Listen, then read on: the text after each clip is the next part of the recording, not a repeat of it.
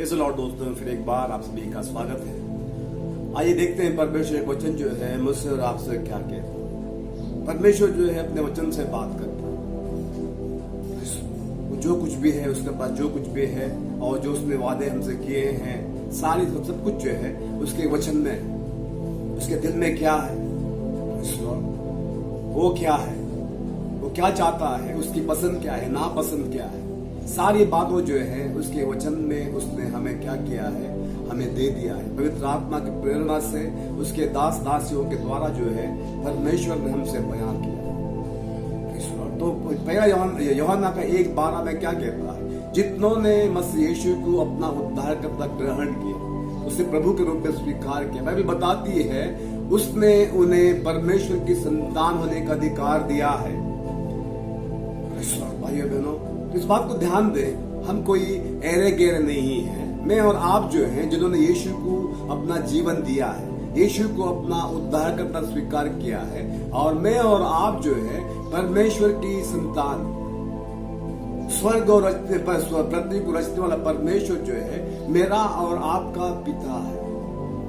और इस हमने देखा कि हर बार हमने वचन में देखा है कि परमेश्वर को मेरा और आपका ख्याल है। नहूम का 1:7 में हम क्या देखते हैं? जो उस पर भरोसा करते हैं परमेश्वर उनका ख्याल करता है, वो उनके लिए एक दृढ़ गढ़ है। वो क्या करता है? वो दृढ़ गढ़ हमें क्या करता है? जब हम मुसीबत आता है हम उसकी ओर भाग चलते हैं, और उस दृढ़ गढ़ जो यीशु नाम का दृढ़ गढ़ है, हम वहां पर हम क्या करते हैं? सुरक्षा को प्राप्त करते हैं। सब जगह तबाही है, सब जगह परेशानी है, सब जगह दुख है, लेकिन हम क्या करें? उस दृढ़ गढ़ जो यीशु नाम का दृढ़ गढ़ है उसमें हम भाग कर जाएं, और वहां पर हम सुरक्षा और पनाह और हम वहां पर शांति को प्राप्त कर। परमेश्वर महान है। स्वर्ग और पृथ्वी की उसने नींव डाली है, और वो सबों पर राज करता है।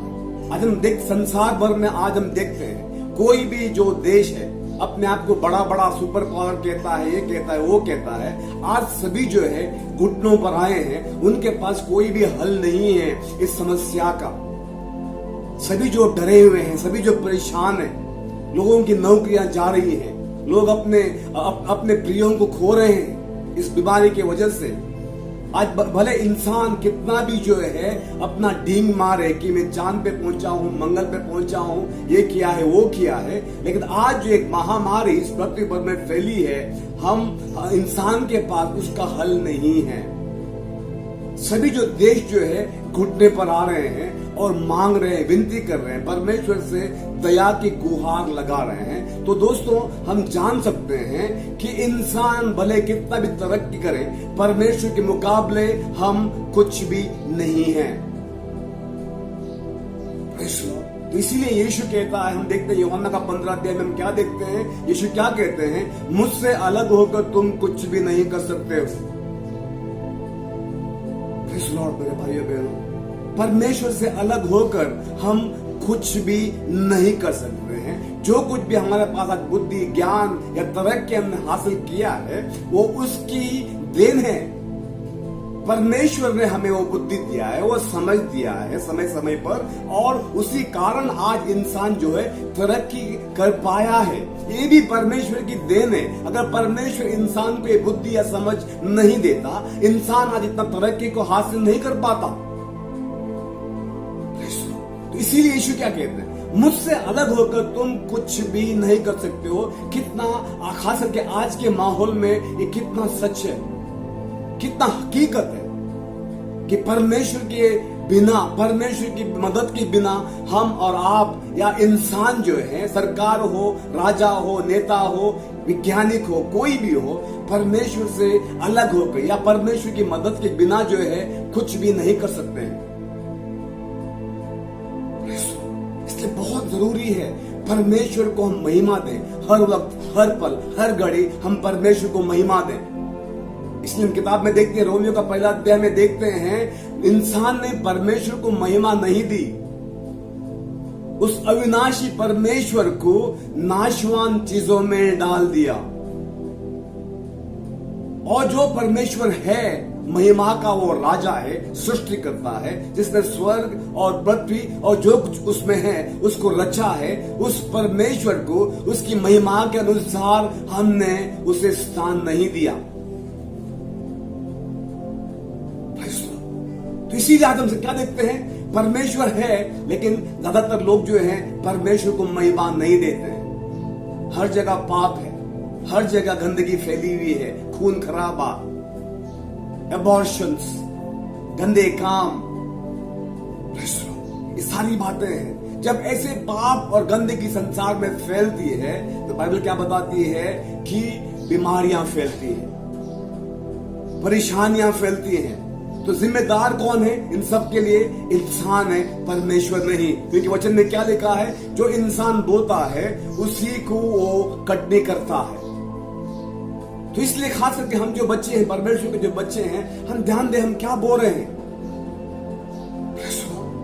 हम अच्छा बोए ताकि हम अच्छा कटने करें। हम देखते हैं प्रेरितों का किताब के हम जो है 12 अध्याय में हम देखते हैं, 22 में हम देखते हैं, हम देखते हैं हेरोदेस के बारे में हम देखते हैं। हेरोदेस जो है अपना राजा का वस्त्र पहनकर जो है अपने सिंहासन पर विराजमान है और लोगों के सामने वो लोगों को संबोधित कर रहा है राजा के रूप में। और तब हम क्या देखते हैं, लोग जो है उसकी वाहाई करते हैं, उसकी तारीफ करते हैं और वो कहते हैं ये किसी इंसान की आवाज नहीं है, ये स्वयं परमेश्वर की आवाज है।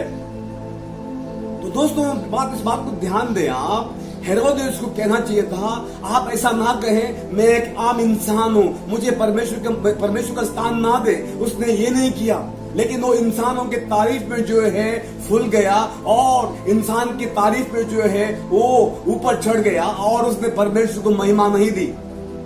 बाइबल बताती है उसी वक्त जो है कीड़ों ने आके उसके बदन को खा डाला और वो मर गया। परमेश्वर अपनी महिमा को जो है किसी इंसान के साथ नहीं बांटता है, लेकिन हेरोदेस जो है घमंड में भर गया। इंसान ने जब उसकी वाहवाही की, इंसान जब कहने लगे ये स्वयं परमेश्वर की आवाज है, इंसान की आवाज नहीं है, ये इस तरह से बात कर रहा है, इस तरह से बुद्धि और ज्ञान की बात कर रहा है, ये कोई इंसान नहीं हो सकता है, ये स्वयं परमेश्वर है। पर बताती है कि हेरोद जो है घमंड में भर गया, उसने परमेश्वर को महिमा नहीं दी और परमेश्वर का प्रकोप जो है, परमेश्वर का क्रोध जो है हेरोद पर आ गया और उसके बदन को कीड़ों ने खा डाला और वो मर गया। परमेश्वर का स्थान भाइयों बहनों कोई भी ले नहीं सकता है। परमेश्वर ही है, वो सबों पर राज करता है, लेकिन उसके ऊपर कोई राज नहीं करता है। उसकी मर्जी में जो आता है वो करता है, कोई भी उसको बुद्धि या ज्ञान नहीं दे सकता है, कोई भी उसको जो है सलाह नहीं दे सकता है। ये अय्यूब की किताब में लिखा है।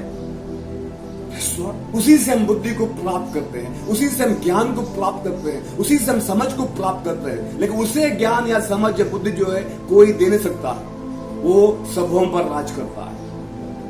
इसीलिए जो है परमेश्वर का क्रोध जो है हेरोद पर आ गया और उसके बदन को कीड़ों ने खाकर वो वहीं का वहीं मर गया, क्योंकि उसका फर्ज बनता था कि जिसने उसे राजा बनाया है उस परमेश्वर को महिमा दे, उसने लेकिन ऐसा नहीं किया। हम कभी कभी इंसान जो है हम भी वैसा ही करते हैं, ये परमेश्वर कभी भी बर्दाश्त नहीं करता है। हम देखते हैं इसी प्रेरितों की किताब में हम देखते हैं जब पौलुस और बरनबास जो है एक शहर में जाते हैं और उनके हाथों से जो वहां पर जो है बड़े बड़े चमत्कार होते हैं और वहां के लोग जो हैं इन चमत्कारों को देखकर अचंभा होते हैं और वो कहते हैं हमारा परमेश्वर जो है नीचे उतर आया है, और वो तैयारी करते हैं उनके सामने बलि देने के लिए। वो ये मानते हैं कि पौलुस और बरनबास जो हैं उनके परमेश्वर है, उनके देवता जो हैं इंसान के रूप में उनके बीच में आए हैं, और वो क्या करने लगते हैं, उनको परमेश्वर का आदर देते हुए उन्हें क्या करते हैं कि वो गाय और बैलों को लाकर उनके सामने बलि करने की तैयारी करते हैं। तो पौलुस और बरनबास क्या करते हैं, अपने कपड़े फाड़ देते हैं वो कहते हैं हम आपके समान एक आम इंसान है, हम परमेश्वर नहीं है। ऐसा गलती आप कभी भी ना करें।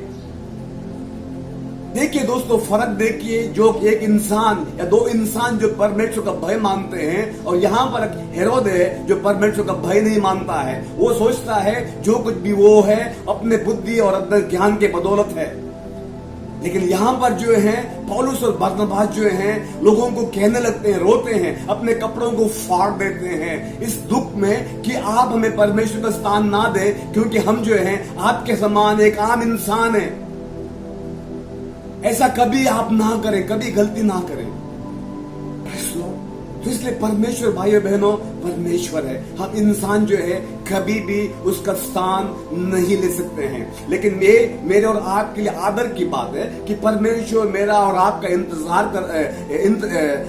इस्तेमाल करता है कि उसके राज्य को बढ़ाने के लिए। मेरे लिए आपके लिए जो है सम्मान की बात है, खुशी की बात है। मेरा और आपका शरीर जो है, जब हमने यीशु पर विश्वास किया, यीशु पर ईमान रखा, यीशु को हमने उद्धारकर्ता के रूप में स्वीकार किया, मेरा और आपका शरीर जो है परमेश्वर का मंदिर बन चुका है। और परमेश्वर जो है मेरे और आपके शरीर में आकर निवास करता है।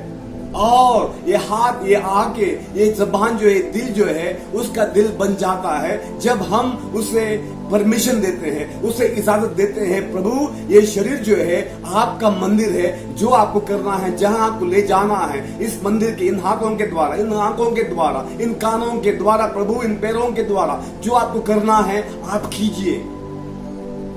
तो परमेश्वर क्या करता है? इन मंदिरों को, जीवते मंदिरों को क्या करता है? अपने राज्य के लिए इस्तेमाल करता है। रोमियो का किताब में क्या लिखा है? यही कहता है, पहला अध्याय रोमियो का 12 अध्याय 1 और 2 में यही क्या कहता है? अपने शरीर के अंगों को जीवते बलिदान के रूप में परमेश्वर को सौंपो। ये अंग जो है अब पाप के लिए नहीं है।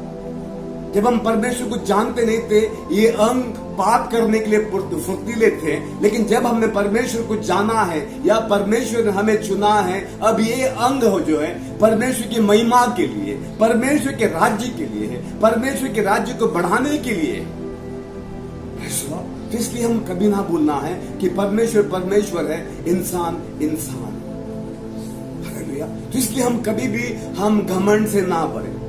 कभी कभी मैंने बहुत बार देखते हैं कि जो लोग कहते हैं मैंने प्रार्थना किया ये हो गया, मैंने प्रार्थना किया दुष्ट आत्मा निकल गया, मैंने प्रार्थना किया ऐसा हो गया, ये हो गया। हम कभी कभी जो है घमंड की बातें करते हैं। कभी भी ये बात ना आए कि मैंने किया, हम कहें हमने। हम हमेशा ये कहें हमने किया, तब परमेश्वर क्या करता है? और अधिक हमें क्या करता है? इस्तेमाल करता है। जो अपने आप को नम्र बनाता है, वचन में लिखा है परमेश्वर उसे आदर देता है, उसे और ऊंचाई पर उठाता है। तो हमेशा हम ध्यान दें, परमेश्वर को हर बात में महिमा दें। कभी भी उस महिमा को हम अपने लिए ना लें, ना ही हम घमंड करें। हेरोद का फर्ज क्या बनता कि वो लोगों को रुकाता, वहीं का वहीं वो रोकता कि मुझे परमेश्वर का दर्जा मत दो, मैं परमेश्वर नहीं हूं। लेकिन उसने ऐसा नहीं किया। वो इंसान की तारीफ में जो है, जब उसने कहा कि परमेश्वर की आवाज है, वो घमंड से भर गया और परमेश्वर का क्रोध जो है उस पर आ गया। जो भी परमेश्वर की महिमा को चुराता है उस पर परमेश्वर का क्रोध है। हम ऐसा ना करें दोस्तों। इस घड़ी में जो है हम परमेश्वर को महिमा दें, उसको महिमा दें, उसको जो योग्य है उसकी बढ़ाई दें। वो परमेश्वर है, वो जानता है वो क्या कर रहा है। उसने कल देखा है, हम में से किसी ने भी कल को देखा नहीं है। उसने देखा है 5 साल के बाद क्या है, उसने देखा है, हम में से किसी ने भी नहीं देखा है। इसलिए ध्यान दें, हम परमेश्वर को उसकी योग्य महिमा दें, उसकी भलाई दें। तो मेरे लिए और आज आपके लिए दोस्तों उदाहरण है मसीह यीशु। फिलिपियों का 2 अध्याय 4 से हम क्या करते हैं? कोई भी जो है अपने हित की चिंता मत करो, लेकिन औरों का हित का भी चिंता करो। ये तुम्हारा मन हो जो यीशु में था, ये तुम्हारा स्वभाव हो जो यीशु का था। परमेश्वर के स्वभाव में होते हुए भी उसने अपने आप को, बाइबल बताती है, शून्य किया। और इसीलिए परमेश्वर ने उसे क्या किया, सारे नामों से ऊंचा नाम दिया है। चाहे वो स्वर्ग में हो या पृथ्वी पर हो या पृथ्वी के नीचे हो, यीशु के नाम के आगे जो है हर घुटना टिकेगा, हर जबान कबूल करेगी कि यीशु ही प्रभु है। जो अपने आप को नम्र बनाता है, परमेश्वर उसे उठाता है, परमेश्वर उसे महिमा देता है। लेकिन यीशु वो कोई आम मनुष्य नहीं है, वो परमेश्वर स्वयं जो है इंसान के रूप में है। लेकिन जब वो इंसान के रूप में हमारे बीच में आए, हमें बताती है, उसने अपने आप को शून्य किया, यहां तक कि एक इंसान का रूप धारण किया। और क्रूस की मौत सिर्फ आम मौत नहीं, क्रूस की वो दर्दनाक और भयानक मौत को उसने मेरे लिए और आपके लिए गले लगाया। इसीलिए पौलुस क्या कहता है, उत्साहित करता है कलीसिया को, तुम्हारा मन जो है यीशु के मन के समान हो, जो जिसने अपने आप को शून्य किया।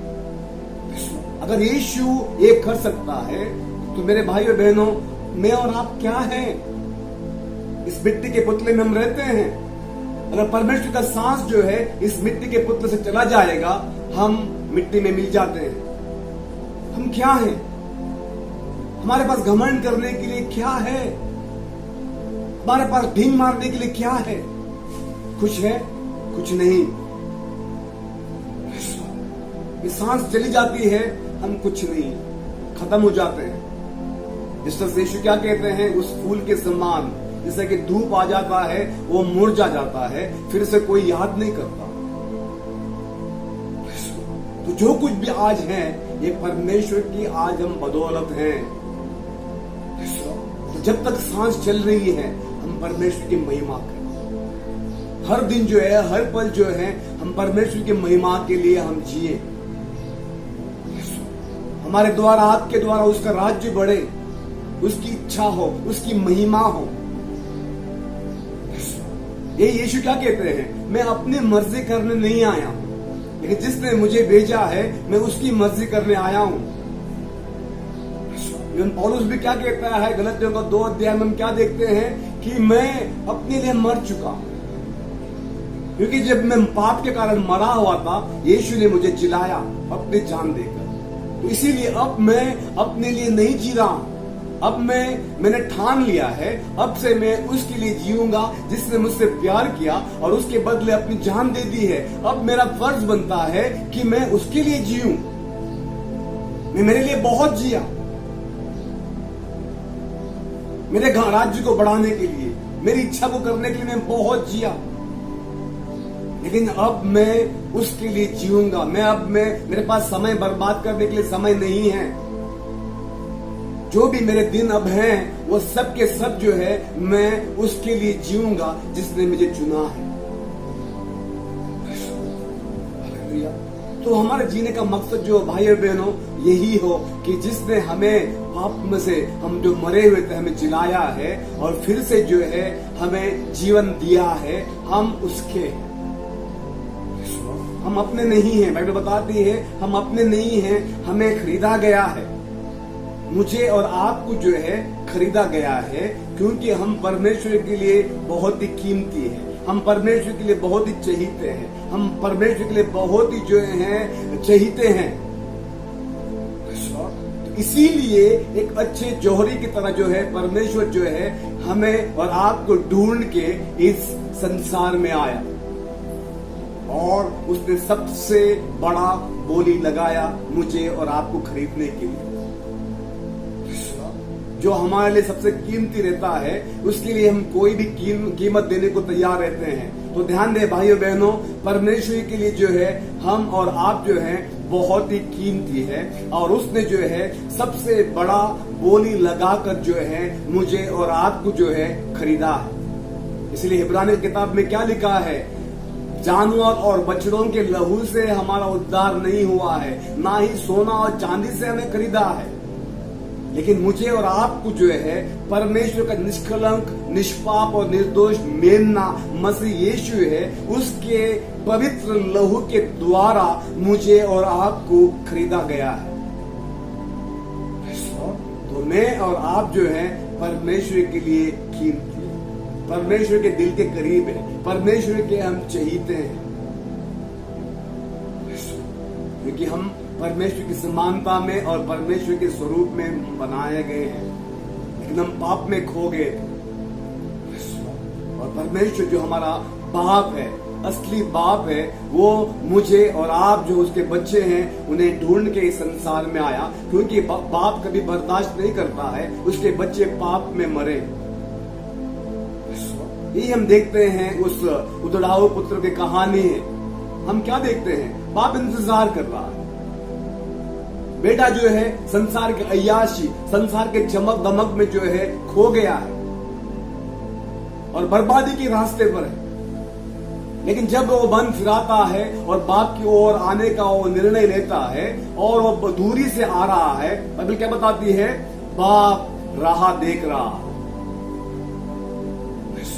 हर घड़ी हर दिन बाप जो है बेटे का आने का इंतजार कर रहा था, और जैसा ही वो आया वो क्या कहता है? मेरा ये बेटा जो है खो गया था, आज मैंने पा लिया है। मेरा ये जो बेटा जो है मर गया था, आज है जी उठा है, इसलिए जश्न मनाओ। हम इंसानों से परमेश्वर प्यार करता है। परमेश्वर की कतई इच्छा नहीं है हम परेशान रहें, हम बीमारी में रहें, हम संकट में रहें। परमेश्वर की कतई इच्छा नहीं है। लेकिन आज जो कुछ भी हम सामना कर रहे हैं, इसकी वजह जो है पाप है। इंसान जो है परमेश्वर से दूर चला गया है। इंसान ने अपने लिए नए नए परमेश्वर बना लिए हैं। उस सच्चा और जीवित परमेश्वर को जो है इंसान नहीं खोज रहा है। इसीलिए रोमियो की किताब में क्या लिखा है? एक भी नहीं जो परमेश्वर की खोज कर रहा है। सभी ने अपना अपना मार्ग पकड़ लिया है। तो आज मैं और आप जो है परमेश्वर का एक नमक के रूप में संसार में है, ज्योति के रूप में हम संसार में है। जो अंधकार में जो संसार भरा हुआ है, हम उनके लिए जो है उजाले का मार्ग बनाएं।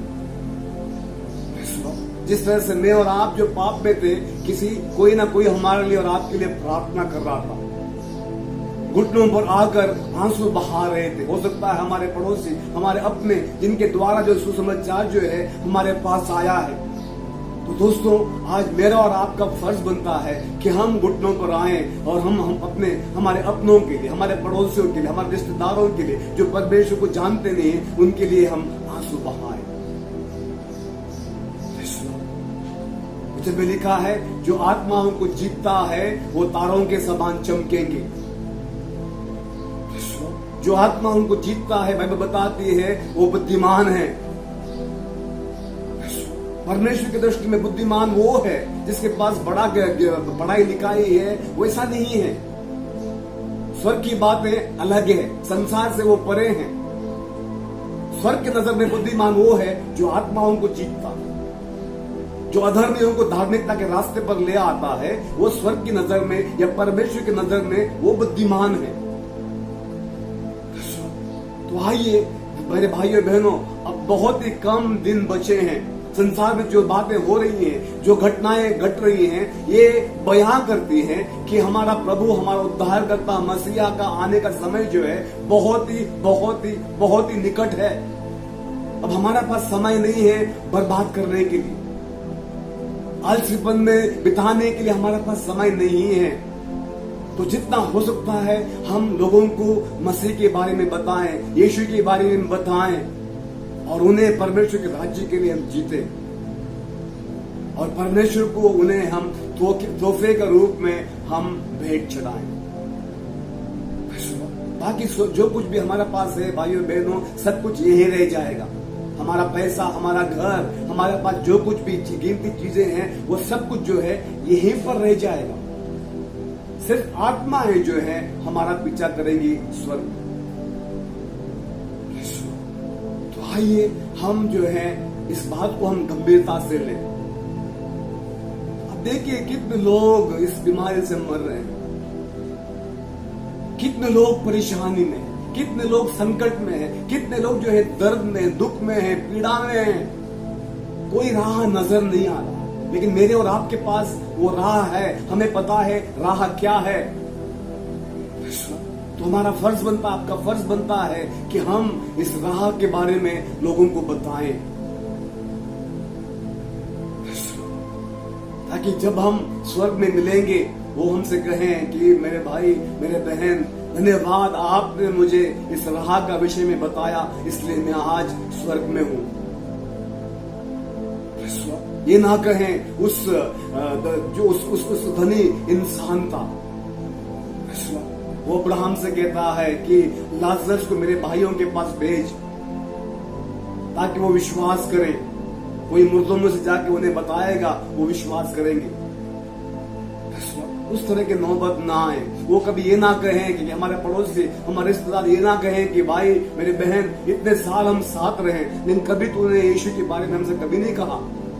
इस तरह की बात हमें सुनने को ना मिले। जिस तरह से पौलुस क्या कहता है, अगर मैं सुसमाचार प्रचार नहीं करूंगा, हाय मुझ पर, तो उनका खून का लेखा जो है परमेश्वर मुझसे लेगा। तो मैं ये ऐसा होने नहीं दूंगा। तो मैं, मेरी जिम्मेदारी, मेरा फर्ज जो है मैं निभाऊंगा, और सुसमाचार मैं हर एक को बताऊंगा जहां जहां मुझे मौका मिलता है। क्योंकि सुसमाचार जो है परमेश्वर का सामर्थ्य है उनके लिए जो विश्वास करते हैं। सुसमाचार जो है उद्धार का सामर्थ्य है उनके लिए जो विश्वास करते हैं। बिना सुसमाचार कोई भी उद्धार के मार्ग पर नहीं आ सकता है। इसलिए बहुत जरूरी है मैं और आप जो है सुसमाचार का को जानते हैं, हम उस सुसमाचार का, उद्धार का सुसमाचार जो है लोगों को बताएं। जब तक हम नहीं बताएंगे परमेश्वर कुछ नहीं कर सकता। सुसमाचार सुनने से ही जो है उद्धार आता है। बिना सुसमाचार सुने जो है उद्धार इंसान प्राप्त नहीं कर सकता। भाइयों बहनों, हमने देखा है पूरी तबाही संसार भर में इस बीमारी के कारण। तो आइए परमेश्वर के पुत्र होने का हम फर्ज निभाएं और उस पिता के बारे में जो संसार से बहुत प्यार करता है हम लोगों को बताएं, ताकि सभी जो है उस उद्धार को प्राप्त करें, उस मोक्ष के मार्ग को लोग अपना सकें। प्रभु आप सबको आशीष दे।